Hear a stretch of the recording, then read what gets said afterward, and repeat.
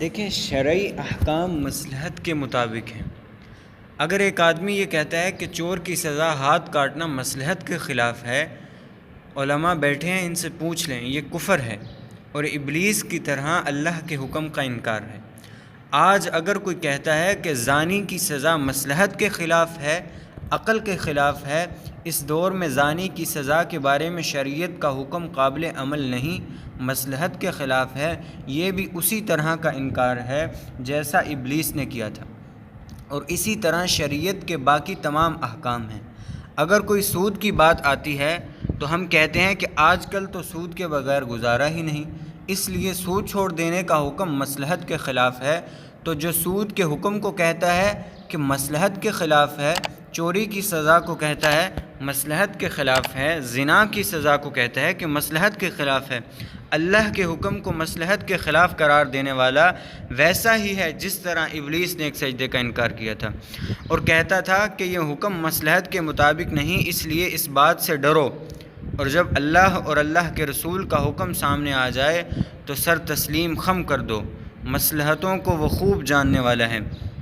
یاد رکھیں، ایک حکم کا انکار سارے دین کا انکار ہے۔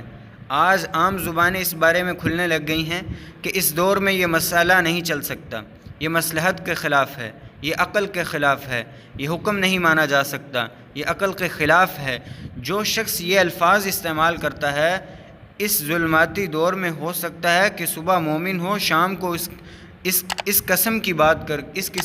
کر کے کافر ہو جائے، شام کو مومن ہو تو صبح کوئی اس قسم کی بات کر کے کافر ہو جائے، اور پتہ اس کو چلے گا نہیں اور وہ ایمان سے ہاتھ دھو بیٹھے گا۔ اس لیے اس فتنے بھر دور میں اس بات کو ہمیشہ یاد رکھو کہ اللہ کا کوئی حکم سامنے آ جائے، اپنے سر کو جھکا دو کہ اللہ کا ہر حکم تسلیم ہے۔ اگر ہم اپنی کوتاہی کی بنا پر اس پر عمل نہیں کرتے تو یہ ہماری عملی خرابی ہے، ہم گناہ گار ہیں، اللہ ہمیں معاف کرے، اللہ ہمیں توفیق دے، ہم توبہ کرتے ہیں۔ یہ جذبات اگر ہوں تو کفر نہیں،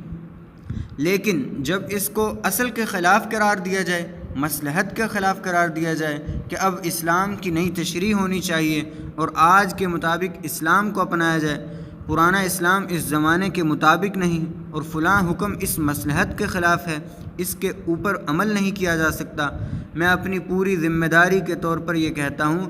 کہ اس قسم کا انکار اس قسم کا انکار ہے جس طرح ابلیس نے سجدے سے کیا تھا۔ ٹھیک ہے نا؟ ہو سکتا ہے کہ شام کو وہ آدمی مومن ہو اور صبح کو کافر ہو جائے اس قسم کی بات کر کے۔